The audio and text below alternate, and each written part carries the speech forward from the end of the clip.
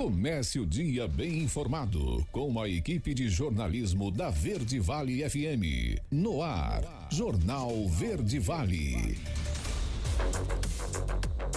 Olá, uma ótima manhã de quinta-feira para você. Hoje, dia 26 de dezembro de 2024, começando mais uma edição do Jornal Verde Vale, aqui pela Verde Vale FM, uma emissora do Sistema Verde Vale de Comunicação. Agora você confere os destaques das últimas 24 horas. Jornal Verde Vale.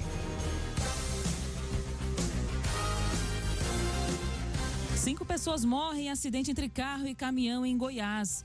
IPVA, 15 de janeiro é data limite para desconto único e início do parcelamento. Secretaria de Educação de Goiás está com inscrições abertas para processo seletivo de professores temporários. O salário vai até R$ 4.600. Chuvas fortes devem seguir até o fim de semana no país. Essas e outras notícias você confere a partir de agora no Jornal Verde Vale. A notícia em primeira mão. Jornal Verde Vale. Jornal Verde Vale. Verde Vale. Notícias do Brasil. 6 horas e 37 minutos. Sejam bem-vindos ao Jornal Verde Vale dessa quinta-feira.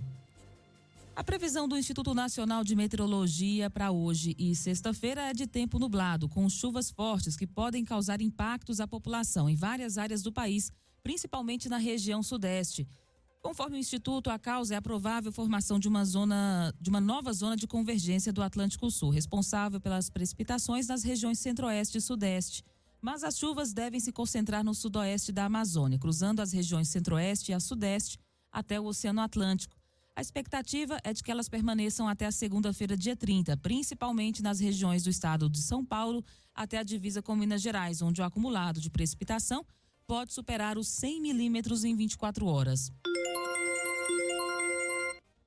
A médica intensivista do Hospital Municipalizado Adão Pereira Nunes, Juliana Paitachi, disse em uma entrevista que a jovem Juliana Rangel, de 26 anos, que chegou baleada com um tiro de fuzil na cabeça numa ação da Polícia Rodoviária Federal, na rodovia Washington Luiz, está em ventilação mecânica e recebendo medicamento para manter a pressão estável. Apesar da gravidade, há um padrão de estabilidade, uma vez que a jovem não apresentou piora no quadro de saúde.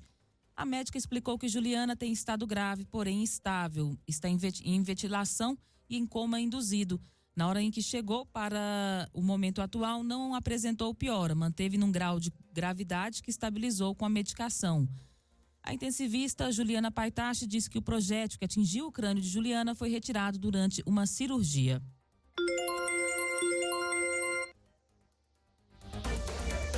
E os policiais reconheceram a Polícia Rodoviária Federal que atiraram no carro da jovem no Rio de Janeiro.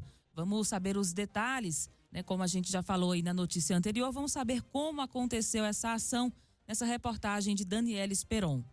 Os policiais que dispararam contra o carro de uma jovem de 26 anos na noite da última terça-feira, véspera de Natal, reconheceram em depoimento que dispararam contra o carro do pai de Juliana. Isso, e quem informou foi o superintendente da Polícia Rodoviária Federal no Rio de Janeiro, Vitor Almada. A equipe era formada por 2 homens e uma mulher. São policiais rodoviários federais que costumam trabalhar mais em serviço administrativo e estavam fazendo patrulhamento em escala de plantão de Natal. Os policiais usavam 2 fuzis e uma pistola automática. As armas foram apreendidas pela polícia. De acordo com o superintendente da Polícia Rodoviária Federal, os policiais alegaram que ouviram disparos quando se aproximaram do carro e deduziram que vinha dele, mas depois descobriram o enorme equívoco que acabaram cometendo. O superintendente ainda informou que está investigando uma situação que teria ocorrido na mesma estrada alguns quilômetros antes com outra patrulha da Polícia Rodoviária Federal. Segundo alguns relatos que chegaram até o superintendente do Rio, uma equipe dava apoio a um carro quebrado no acostamento quando teria sido alvo de um atentado a tiros. Um carro teria passado atirando contra os policiais. Todos se jogaram no chão e ninguém se feriu. Também, no segundo, o que chegou o superintendente, houve um alerta no rádio sobre este ataque. E a patrulha que estava mais à frente foi a que se envolveu neste episódio do carro da Juliana. Tudo isso está sendo investigado internamente e também pela Polícia Federal. O superintendente afirmou que nada justifica o que aconteceu e que a abordagem foi totalmente equivocada e fora dos padrões de treinamento. Ele também disse que determinou uma investigação rigorosa, afirmando para que haja total independência. Ele mesmo foi quem pediu à Polícia Federal para investigar o caso. O superintendente lamentou profundamente o ocorrido, pediu desculpas à família da Juliana, a vítima, e coloca a Polícia Rodoviária Federal totalmente à disposição da família para o que for necessário. O caso aconteceu na rodovia Washington Luiz, na BR-040, durante uma abordagem da Polícia Rodoviária Federal. Juliana e o seu pai estavam no carro e seguiam para a casa de parentes em Niterói, onde passaria o Natal, quando o carro foi alvo de disparos. Até o fechamento desta reportagem, a jovem está internada em estado gravíssimo. Já o seu pai, de 53 anos, que levou um tiro de raspão, está de alta do hospital e passa bem. Agência Rádio Web do Rio de Janeiro, Daniela Esperon. Jornal Verde Vale. Notícias de Goiás. 6h42. 5 pessoas morreram durante um acidente entre um carro e um caminhão na rodovia AGO 346, entre os municípios de Formosa e Cabeceiras, em Goiás, nessa segunda-feira, dia 23. Segundo o Corpo de Bombeiros de Goiás, o acidente ocorreu após o pneu do carro estourar e colidir com o caminhão. As vítimas foram identificadas como Elias Rodrigues de Oliveira, Carlos José da Silva, Isaías Rodrigues de Oliveira, Lucas Gabriel e Graziela Damasceno Teixeira dos Santos. A funerária Portal do Sol publicou nas redes sociais notas de pesar para as vítimas. O condutor do caminhão saiu de Buritis, em Minas Gerais, e seguia para Brasília, na GO 346, quando na altura da BR-020 o carro que trafegava no sentido oposto teve o pneu estourado, rodou na pista e colidiu contra o caminhão. As 5 pessoas que estavam no carro morreram no local. O Corpo de Bombeiros utilizou um desencarcerador para realizar o resgate do corpo das vítimas, que acabaram ficando presas às ferragens. E mesmo com a crise na saúde de Goiânia, o estado de Goiás teve um ano positivo nesse quesito. Em 2024, o foco da gestão da saúde estadual, chefiada pelo secretário Razível Santos, foi a regionalização. Com isso, o estado consegue garantir o atendimento adequado em todos os níveis de atenção à saúde aos cidadãos. Entre uma das conquistas está a inauguração do Hospital Estadual de Águas Lindas, com 164 leitos, incluindo 40 UTIs com investimento que chega a 157 milhões de reais. Esse hospital atende toda a região do entorno do Distrito Federal e oferece serviços de obstetrícia, cirurgia clínica, médica pediátrica, UTI adulto, além de pediátrica e neonatal. Também atendimento ambulatorial multiprofissional.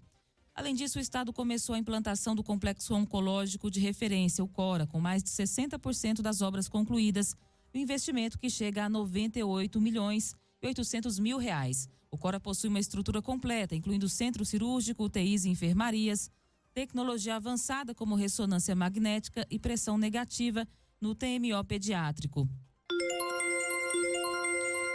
E se por um lado a saúde do estado conseguiu alcançar bons números nesse ano de 2024, pacientes estão reclamando da demora para consultas em maternidades públicas de Goiânia. Vamos saber os detalhes com Sabrina Vilela. As maternidades de Goiânia permanecem com os atendimentos comprometidos. Recentemente, os atendimentos eletivos foram suspensos devido à falta de repasses financeiros por parte da Prefeitura Municipal. No entanto, de acordo com a Fundac, responsável pela gestão das maternidades, parte da dívida referente à folha salarial da competência de novembro de 2024, primeira parcela do 13º, férias e vale alimentação foram pagos na última quinta-feira. Então, os funcionários que estavam de greve retornaram na última sexta-feira. Quando houve a paralisação, afetou os serviços prestados pelo Hospital e Maternidade Dona Iris, Maternidade Nascer Cidadão e o Hospital Municipal da Mulher e Maternidade Célia Câmara. Maria Lediane dos Santos Duval foi até a maternidade Dona Iris acompanhar a nora, que teve complicações depois de uma cesárea. Elas chegaram às 9 horas da manhã e, segundo ela, o atendimento foi demorado e o serviço de ultrassom foi suspenso no início da tarde desta quarta-feira. Ué, que tá em falta é tudo, minha filha. Tudo em geral mesmo, sabe? Minha nora, ela teve uma cesariana aqui, dia 12 de novembro, né?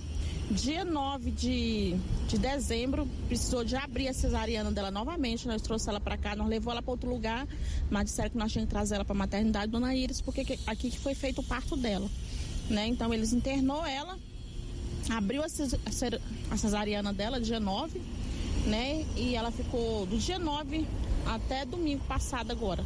Domingo ela recebeu alta para ir para casa, porque eles suspenderam o medicamento dela. Nós levou ela para casa, mas dando nossa palavra que hoje nós vamos trazer ela novamente. Aí nós trouxe ela está tomando medicação, foi atendida, mas um atendimento péssimo, devagar demais, lento demais, entendeu? Nós estamos aqui desde as 9 horas da manhã.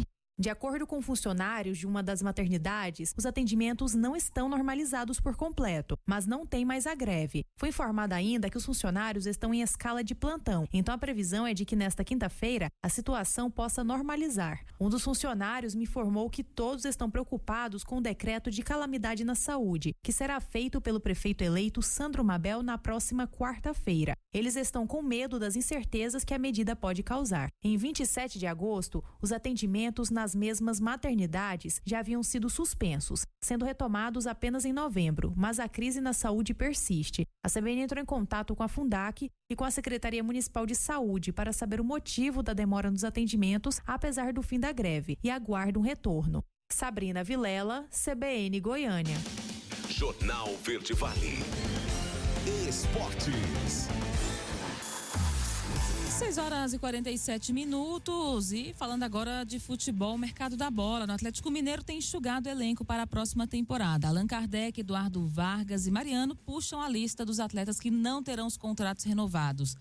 Paulinho será o primeiro com vínculo vigente a sair. Apesar dessas movimentações, o time ainda busca um treinador e avalia o mercado para reforços.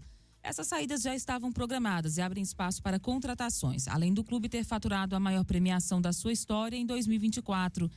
Vargas, por exemplo, recebia valores próximos a R$500 mil em carteira, uma economia de R$6 milhões por ano. Kardec recebia quantia semelhante. Os dois, somados a Mariano, abrem espaço para mais de R$12 milhões por ano, só em vencimentos na carteira, sem contar com direitos de imagem. Outros atletas, mas com vínculos vigentes, podem seguir o mesmo caminho. Quem tem sido monitorado pelo mercado argentino é o volante Bataglia, no radar do Boca Juniors. O volante tem contrato apenas até dezembro do ano que vem. E Gabriel Pires não é mais jogador do Fluminense. O meia rescindiu com o clube para acertar com o time da Grécia. Contratado no início da temporada, ele disputou 8 jogos em 2024. Sem espaço e marcado por uma série de lesões, Gabriel Pires foi um dos maiores alvos da torcida ao longo da temporada conturbada que o Fluminense enfrentou em 2024. Gabriel foi para a Europa ainda jovem defender a Juventus da Itália. Ele passou por outros clubes como Spezia, Livorno da Itália, Leganés da Espanha e Benfica de Portugal. Depois jogou pelo Al Gharafa do Catar, antes de vir para o Botafogo em 2023. Gabriel Pires acertou com o Fluminense após deixar o Botafogo, mas não conseguiu se firmar. Jornal Verde Vale. Agronegócios.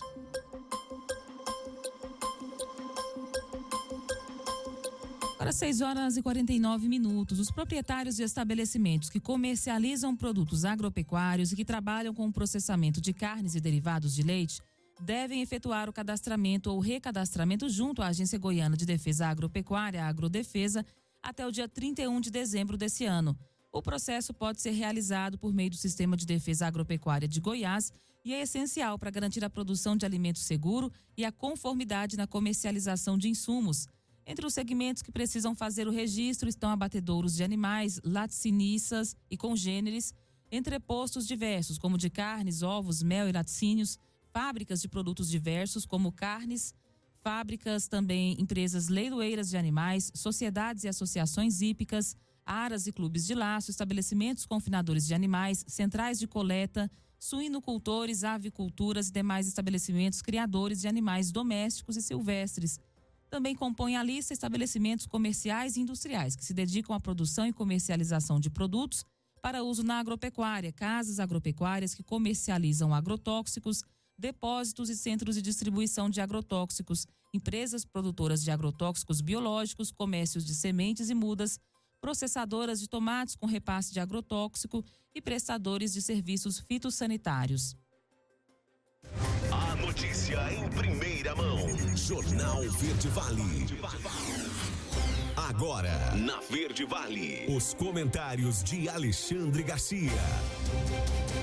Bom, a hora que eu estou gravando, ainda não sei se saiu algum leilão do Banco Central que havia prometido fazer hoje, quinta-feira, leilão de 3 bilhões de dólares. Nós temos uma reserva internacional de 363 bilhões de dólares que está baixando com esses leilões. E como eu ouvi o outro dia do jurista Ives Gandra, dizendo, olha, não adianta a gente gastar reservas pensando que ofertando dólares no mercado vai resolver alguma coisa. Porque o problema do desgaste, da desvalorização da moeda nacional é o descrédito na política econômica fiscal do governo, é o desequilíbrio fiscal, o aumento da dívida pública que arrasta atrás de si aumento de juros. É a origem de tudo, o excesso de gastos do governo. Um governo que confunde investimento com gasto e vice-versa. O presidente Lula acha que gasto não é gasto de governo, é sempre investimento. E aí acontece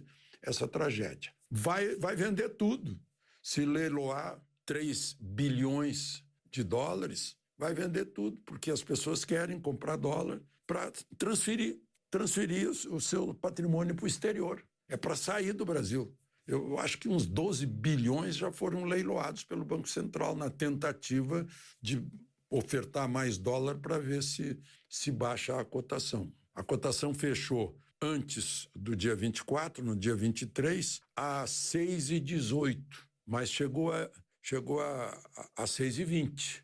Não sei como vai se comportar o câmbio nesta quinta-feira. Bom, e um outro assunto, a maluquice que está nesse país, uma espécie de censura, ninguém pode falar mais, ninguém pode fazer uma brincadeira, ninguém pode usar certas palavras, não tem mais a liberdade de expressão. A cantora Cláudia Leite, que como tem 2 T's, eu costumo pronunciar os 2 T's, né? A cantora Cláudia Leite está sendo processada pelo Ministério Público na Bahia a pedido uma ação pedida pelo Instituto de Defesa de Direitos das Religiões Afro-Brasileiras, porque ela cantou num show, né, uma música do antigo Babado Novo, em que os 3 autores dessa música não reclamaram nada. Ela mudou a letra de Saudando a Rainha Iemanjá para Eu canto meu rei Yeshua. Yeshua é Jesus em hebraico. Há uma música chamada Caranguejo. Então ela está sendo processada por preconceito religioso pelo Ministério Público lá da Bahia. Ora, isso não é preconceito religioso nenhum, ela mudou uma letra, né? É uma questão de direito autoral, até para discutir em direito autoral. Como é que você mudou a letra sem a nossa autorização? Não pode mais mudar. Pronto, é uma questão de direito autoral. Mas não é crime, está sendo enquadrado em crime de preconceito religioso, equivalente a racismo. Meu Deus do céu. Estão querendo calar a boca de todo mundo, as pessoas não podem mais se expressar. É um absurdo.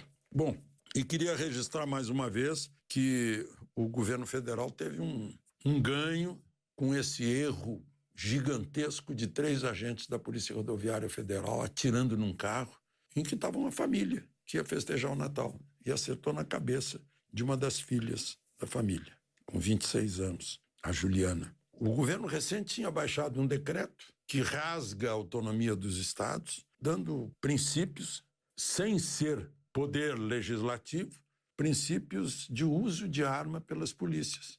E esse ato dos 3 agentes da Polícia Rodoviária Federal mostrou que o governo tem bons motivos para isso, né?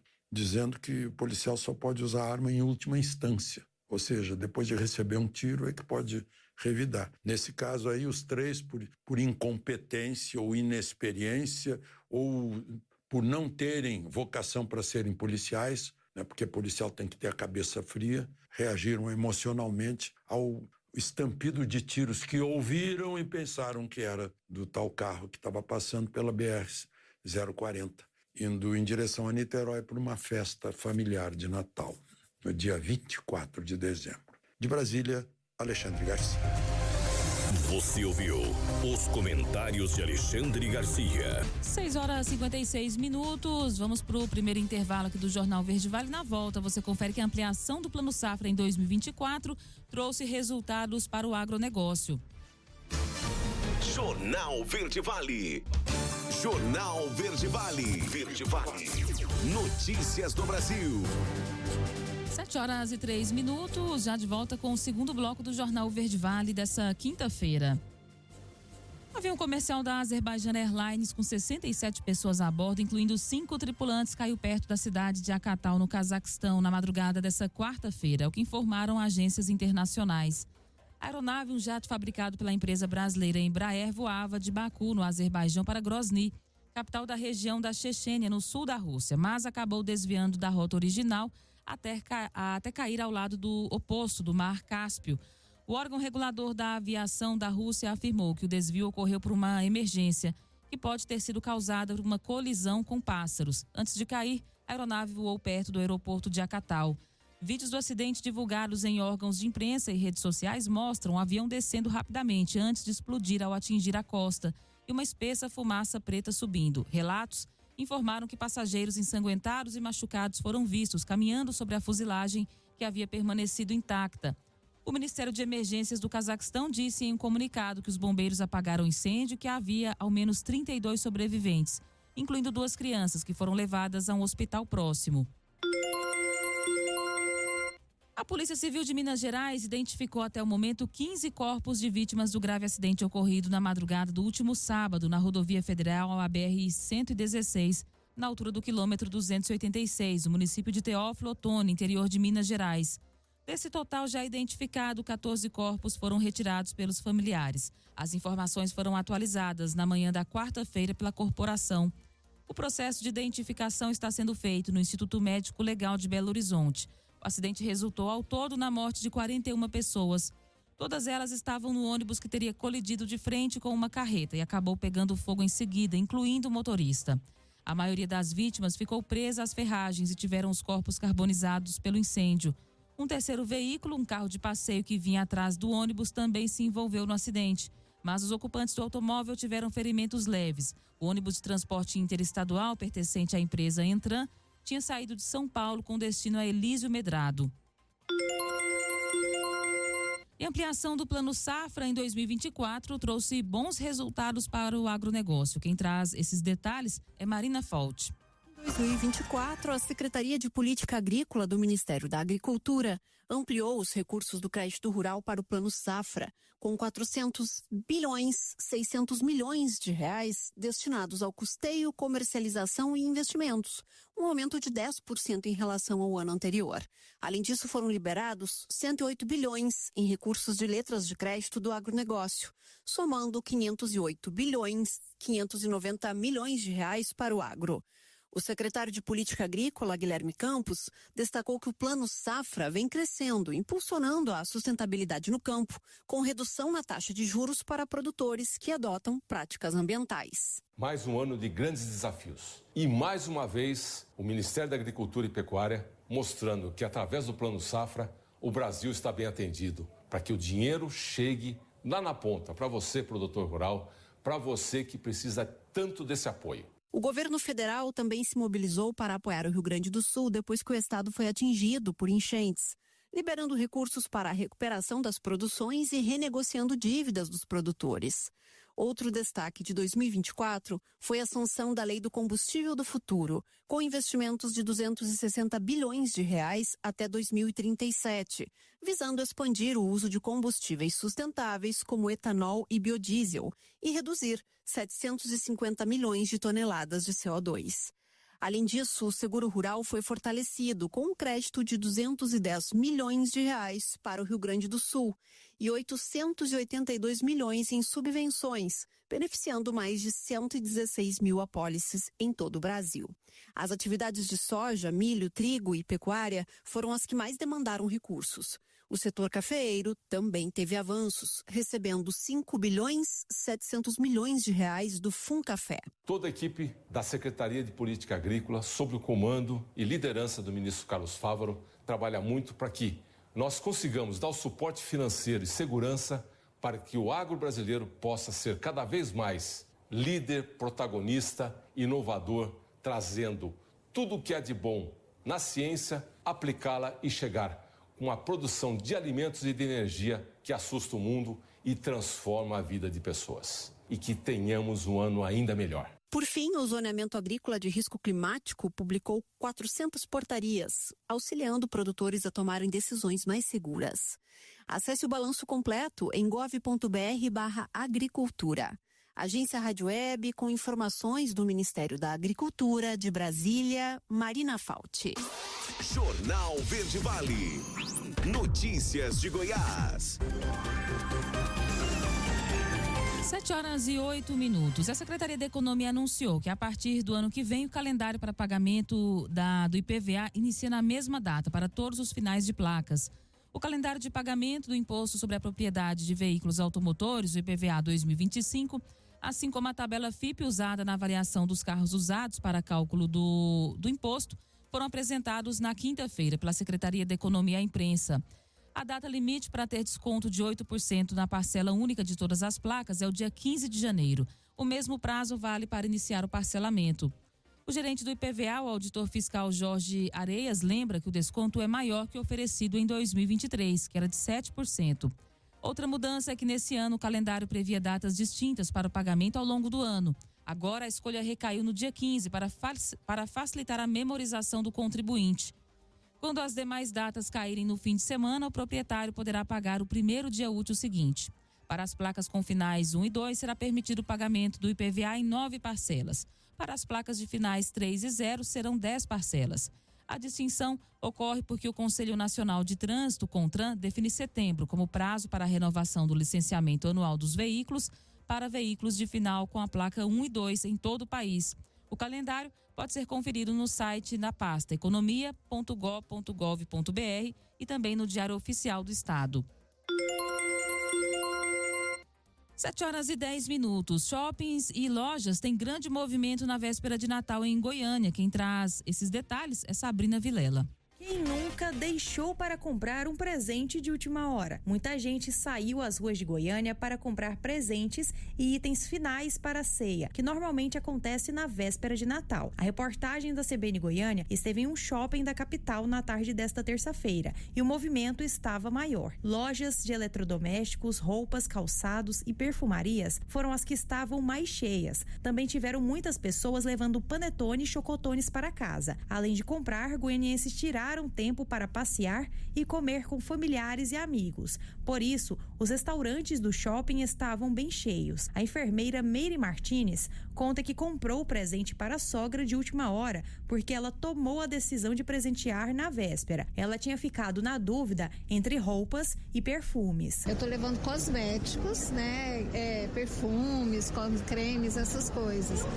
E assim, o plano era eu comprar outras coisas, mas aí acabou que eu deixei para a última hora, por conta da correria do trabalho, eu não consegui achar a roupa que eu queria, do tamanho que eu queria.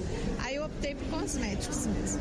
E quem que vai levar esse presente? Minha sogra. É importante ficar atento com relação ao horário de funcionamento dos shoppings. Na maioria dos shoppings da capital, o horário de funcionamento será o mesmo. As lojas ficam fechadas neste feriado de Natal e no dia 1º de janeiro de 2025. Apenas a praça de alimentação vai funcionar de meio-dia às 10 da noite. A região da 44 também vai ficar fechada no Natal e no Ano Novo. No dia 31, as galerias e shoppings vão funcionar das 8 da manhã às 2 da tarde. Sabrina Vilela, CBN Goiânia. Jornal Verde Vale. Esportes. 7h12. O técnico Arthur Jorge do Botafogo foi indicado e disputa o prêmio de melhor técnico da América do jornal uruguaio El País. Campeão da Libertadores e também do Campeonato Brasileiro, o treinador disputa com Gustavo Costas do Racing, Diego Aguirre do Peñarol, Lionel Scaloni da seleção argentina e Gustavo Alfaro da seleção paraguaia. O último vencedor foi Fernando Diniz pelo trabalho feito no Fluminense em 2023. Mais de 200 jornalistas participaram da escolha para o melhor técnico do continente. O jornal também é responsável por coroar o Rei da América, que no ano passado foi vencido por Cano. Segundo o jornal, Scaloni, que venceu a Copa América 2021 e a Copa do Mundo 2022, foi indicado após somar uma nova consagração continental em 2024, a Copa América, nos Estados Unidos. Alfaro viveu um ano em que comandou a Costa Rica e também o Paraguai. Desde que assumiu o cargo da seleção paraguaia em setembro, ele ainda não perdeu. Gustavo Costas aparece na lista após ser campeão da Sul-Americana com o Racing. E Gatito Fernandes foi anunciado na madrugada desta quarta-feira como reforço do Cerro Porteño para 2025. O goleiro paraguaio deixa o Botafogo após 8 temporadas para retornar ao clube que o revelou para o futebol. O contrato com o Alvinegro será encerrado oficialmente no próximo dia 31 de dezembro. Gatito Fernandes volta para casa. O atleta de 36 anos tinha conversas com a direção do Botafogo, que tinha o desejo de contar com camisa 1 na próxima temporada. Após a partida contra o Pachuca na Copa Intercontinental há 10 dias, Gatito também revelou a vontade de estender o contrato. Gatito é um jogador estrangeiro que mais vezes vestiu a camisa alvinegra, com mais de 200 partidas. Jornal Verde Vale. Agronegócios.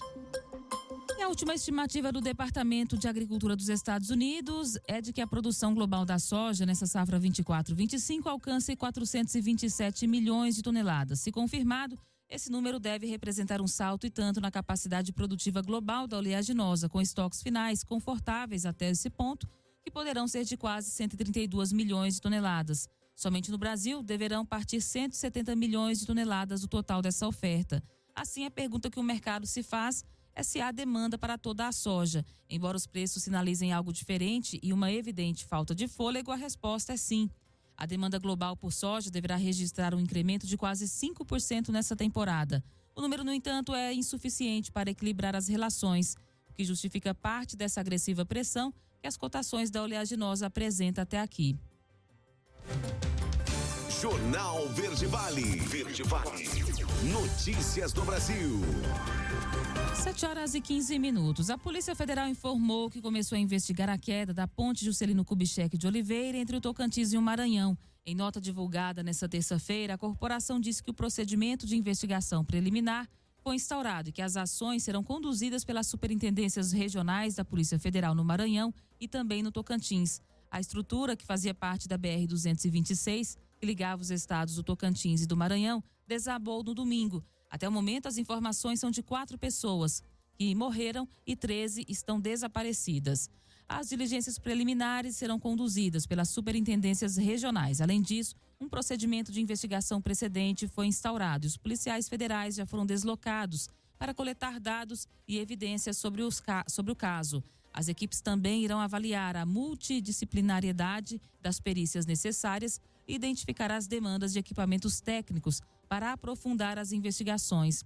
A Polícia Federal disse ainda que deslocou uma equipe com 5 peritos do Instituto Nacional de Criminalística, sendo 2 engenheiros civis, 2 especialistas em local de crime e um especialista em meio ambiente. 7h16. Entenda o Plano Brasileiro de Inteligência Artificial e os seus principais objetivos nessa matéria de Iveson Gomes. Plano Brasileiro de Inteligência Artificial 2024-2028 representa um marco estratégico para o desenvolvimento, a aplicação e a regulação da inteligência artificial no Brasil. O plano é uma resposta às demandas globais por políticas públicas que incentivem a inovação tecnológica, promovam a competitividade econômica e garantam o uso ético e responsável da tecnologia. Um dos eixos do plano é a ampliação do acesso a recursos computacionais, dados e tecnologias que sustentam o desenvolvimento da inteligência artificial. A ministra da Ciência, Tecnologia e Inovação, Luciana Santos, destacou a melhoria na estrutura dos supercomputadores brasileiros, fundamentais para o desenvolvimento da IA no país. Sem supercomputadores, nós não temos como armazenar e processar dados. E a inteligência artificial, antes de tudo, a ciência dos dados. Nós temos o supercomputador mais importante, que é o Pégaso, que é da Petrobras. Ele é o mais potente do Brasil. No entanto, ele é muito focado naturalmente na cadeia de petróleo e gás.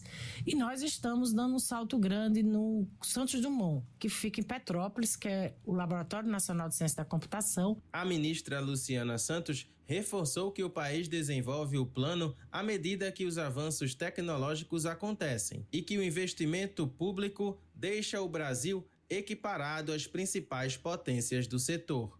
Estamos trocando o pneu do carro com o carro andando para a gente poder atender a corrida tecnológica que se tem em torno disso, mas nós não devemos a nenhum lugar do mundo do ponto de vista do investimento público. Nós estamos equiparados aos investimentos europeus em público, né? Claro que o privado é bem diferente do que acontece no restante do mundo, mas eu estou muito otimista que a gente vai dar conta do Plano Brasileiro de Inteligência Artificial. Implementado com eficiência, o plano deve gerar impactos significativos para o Brasil na busca por soluções para problemas sociais e ambientais. Agência Rádio Web, produção e reportagem, Iveson Gomes. Jornal Verde Vale. Jornal Verde Vale. Verde Vale. Notícias do Brasil.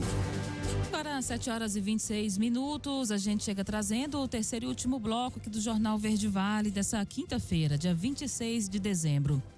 O aplicativo Prevenção de Desastres, desenvolvido pelo Serviço Geológico do Brasil, já conta com mais de 2.000 downloads. Mais de 1.700 municípios já foram mapeados e tem áreas de risco indicadas nesse aplicativo. O aplicativo, lançado em maio desse ano, traz alertas sobre áreas de risco de inundações, deslizamentos de terra, enxurradas e outros fenômenos que podem impactar a segurança da população do país. Na interface do aplicativo, o usuário pode visualizar informações do local onde está ou selecionar áreas de interesse. Entre os dados disponíveis estão o número de edificações da região e de pessoas em áreas de risco. O serviço de monitoramento também permite que os usuários possam inserir informações no mapeamento de risco e cadastrar inundações ou deslizamentos que tenham presenciado. O processo deve ser feito por meio da inserção de vídeos ou fotos e também a descrição do fato. E o projeto Voa Brasil já tem mais de 20.000 aposentados beneficiados que viajaram por até R$200 por trecho. Quem traz essa boa notícia é a repórter Marina Falt. Véspera de férias e o programa Voa Brasil chega ao seu 4º mês com a marca de 20.000 aposentados que já viajaram pelo Brasil após a compra da passagem por até R$200. Esse número já é suficiente para lotar mais de 150 aeronaves e movimentar a economia de 77 cidades. A proposta do governo federal é ampliar o acesso de novos brasileiros ao mercado aéreo. Cada aposentado do INSS que não tenha viajado nos últimos 12 meses pode adquirir até 2 trechos por ano, diretamente no site gov.br/Voa Brasil. Os 10 destinos mais procurados até agora foram São Paulo, Rio de Janeiro, Fortaleza, Recife, Brasília, Salvador, João Pessoa, Natal, Maceió e Belo Horizonte. Essas cidades concentraram 78% de todas as reservas realizadas no período. Eliane Muniz está animada. Vai visitar o filho em Campinas, São Paulo, e quer aproveitar para conhecer outras cidades do Brasil, a exemplo de Gramado, na Serra Gaúcha. Graças a Deus consegui, minha aposentadoria, e com esse novo programa Voa Brasil se tornou possível, No momento eu quero viajar para Campinas, casa do meu filho. Eu quero conhecer o Brasil, meu sonho, principalmente desde criança, conhecer Gramado, Nossa, quero conhecer sim. Mas enfim, graças a Deus chegou a minha hora. O programa Voa Brasil, lançado em julho deste ano, terá uma segunda etapa no primeiro semestre de 2025, desta vez voltada para estudantes de baixa renda. Agência Rádio Web de Brasília, Marina Falt. Jornal Verde Vale. Notícias de Goiás. 7h29. E nas suas redes sociais, o ex-governador Marconi Perillo criticou a atuação do governador Ronaldo Caiado na negociação do plano de carreira de policiais militares. A ocasião levanta a oportunidade de comparar os currículos dos governadores na área da segurança pública. Um levantamento do Fórum Brasileiro de Segurança de fevereiro desse ano revelou que a média salarial bruta de praças e oficiais, incluindo aspirantes e alunos da Polícia Militar de Goiás, era de R$ 13.326, sendo a maior de todo o Brasil. Os dados são do raio-x das Forças de Segurança Pública do Brasil. Durante o governo de Marconi Perillo, sem a realização de concursos para tentar suprir a falta de contingente policial, em 2012, o Tucano criou o Serviço de Interesse Militar Voluntário Especial e colocou nas ruas para reforçar o policiamento ostensivo jovens soldados recrutados do Exército, sem qualquer formação adequada e com um salário que era de aproximadamente R$ 1.500. Já em 2015, o Supremo Tribunal Federal extinguiu o SINV por ser inconstitucional. Os resultados também são inequívocos. Entre 2002 e 2013, a violência em Goiás aumentou 113%, segundo o mapa da violência. Em 2015, o Instituto de Pesquisas Econômicas Aplicadas revelava que Goiás era o 5º estado mais violento do país. E a Secretaria de Educação goiana está com inscrições abertas para a contratação temporária de professores de nível superior. Segundo o edital de seleção, a remuneração é de R$ 4.624 para um cargo de 40 horas. As inscrições estão abertas desde o dia 16 de dezembro e vão até às 18 horas do dia 2 de janeiro de 2025. O valor da taxa de inscrição é de R$ 20. Para se inscrever, é necessário acessar o portal de seleção do governo. O edital destina-se à formação de um banco de habilitados para professores de diversas áreas, o qual será utilizado mediante o surgimento de vaga e de acordo com a necessidade da secretaria, durante o período de validade do processo seletivo. As vagas do edital são para as seguintes áreas: ciência, biologia, física, geografia, história, intérprete de Libras, língua inglesa, portuguesa, pedagogia, química, matemática e educação física. A seleção dos candidatos será em 2 etapas: a análise curricular e entrevista. Todos os documentos deverão ser enviados no momento da inscrição. Esse processo seletivo tem a validade de 1 ano, podendo ser prorrogado pelo mesmo período. Os profissionais contratados serão uma jornada de 30 ou 40 horas semanais. A Polícia Militar de Goiás atendeu neste domingo uma ocorrência de violência doméstica em Anápolis. A vítima sofreu golpes de faca do seu companheiro e a cena foi testemunhada pela filha do casal. A discussão se iniciou devido a uma suposta traição, em que a mulher estaria tendo um relacionamento extraconjugal. Durante a briga, o casal foi até os fundos da casa, onde o indivíduo começou as agressões com golpes de faca. A filha de 11 anos presenciou o ocorrido e correu para pedir ajuda. Ao retornar, se deparou com a mãe, ensanguentada, caída na rua, enquanto o pai estava dentro de casa, ferindo-se com a mesma faca.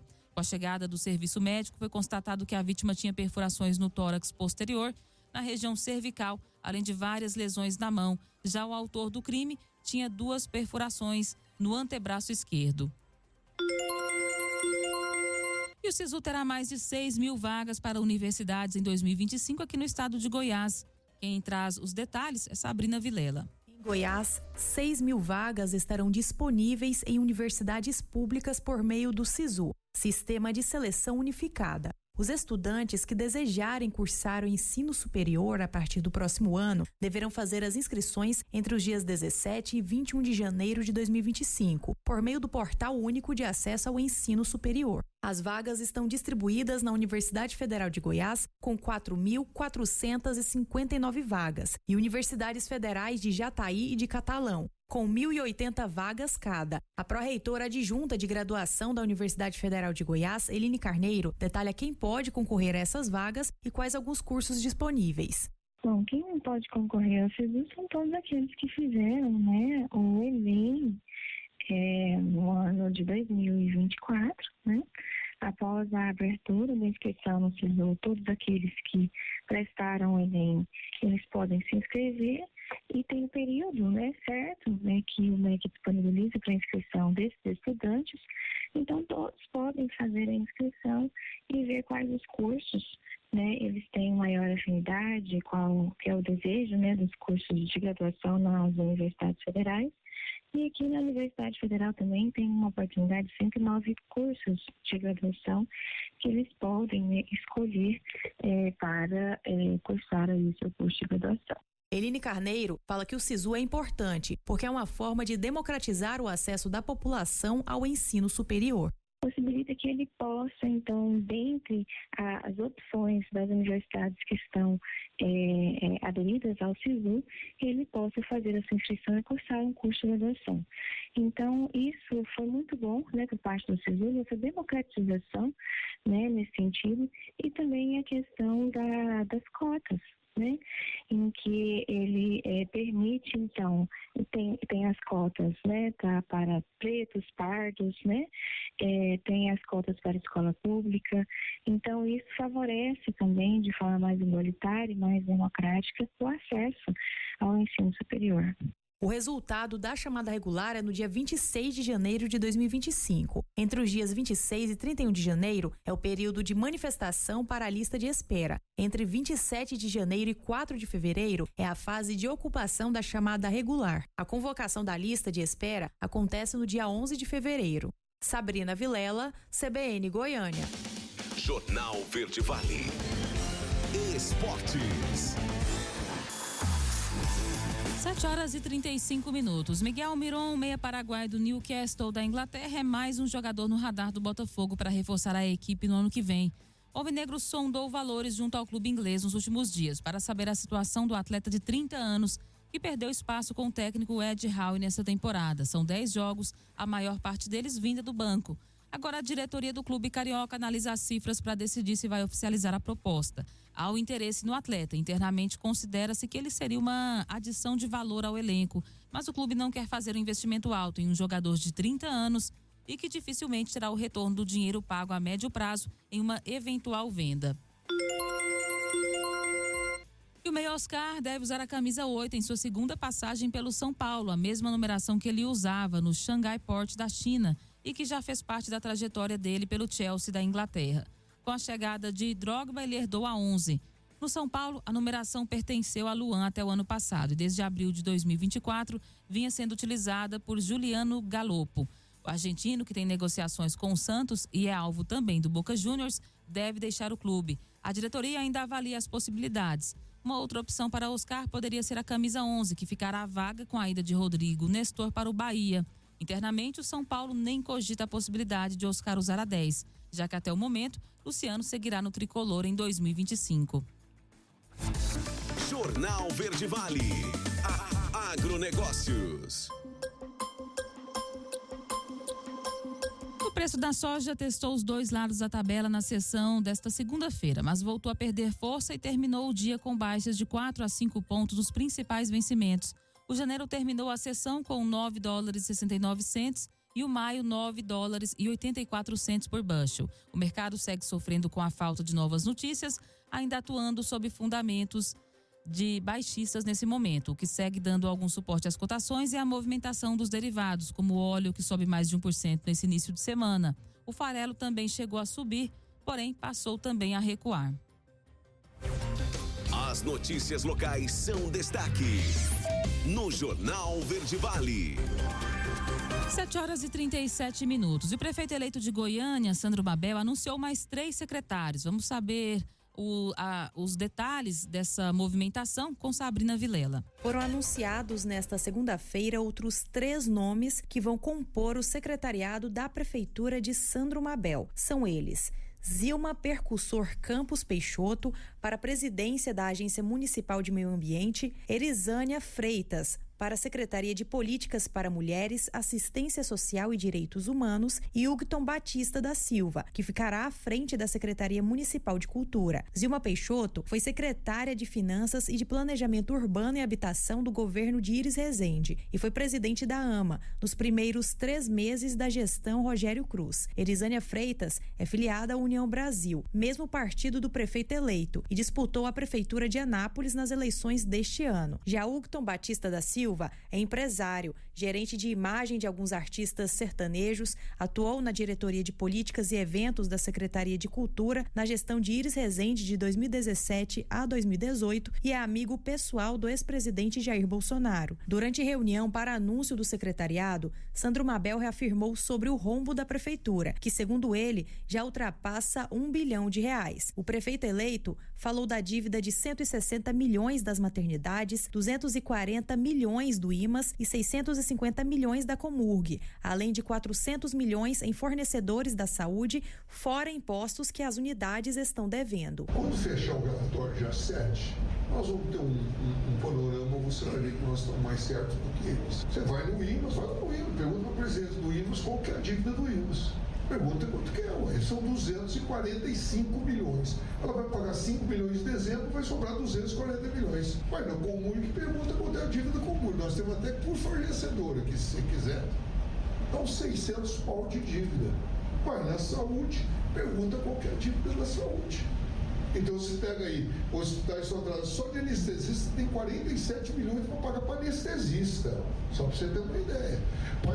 Recurso que reteve da Santa Casa, do Hospital do Câncer e vai daí para frente, a Comune que deve 35 milhões para o IMAS, só para o IMAS ela deve 35 milhões. Durante anúncio, Huguiton Batista foi questionado sobre supostos envolvimentos de casos de violência contra a mulher e estupro de vulnerável. Sandro Mabel disse que faz uma análise do histórico dos escolhidos para as pastas. Segundo ele, não há nenhum processo ativo contra o próximo secretário de Cultura. Huguiton Batista disse que o processo contra a ex-esposa de violência doméstica foi arquivado, porque foi comprovado que ela tinha bipolaridade e as acusações foram falsas. A ex-mulher, ela estava tomando um medicamento muito forte, que é hernia de disco, fez câncer, e eu pedi separação, a gente separou e ela acho que não entendeu isso, fez as duas acusações, mas a própria delegacia da criança arquivou o processo, o Ministério Público arquivou o processo,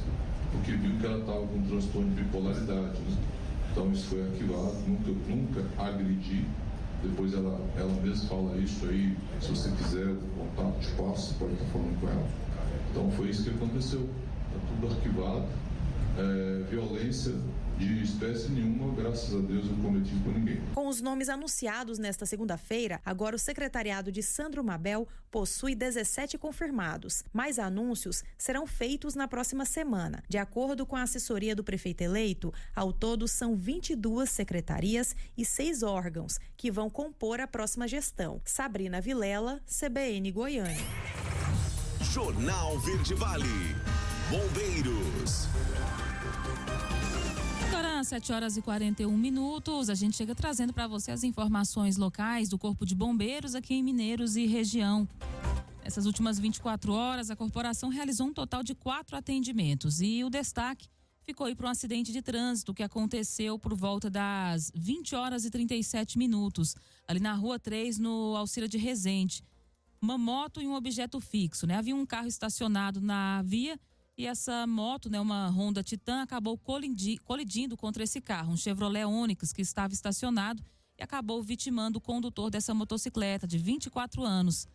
No momento da chegada do Corpo de Bombeiros, ele apresentava a suspeita de fratura na perna direita, uma fratura fechada, além de escoriações nos braços e tórax. A equipe de resgate do Corpo de Bombeiros imobilizou a vítima e encaminhou para atendimento médico na UPA Dr. Filgueiras Júnior, onde ficou então sob os cuidados da equipe médica.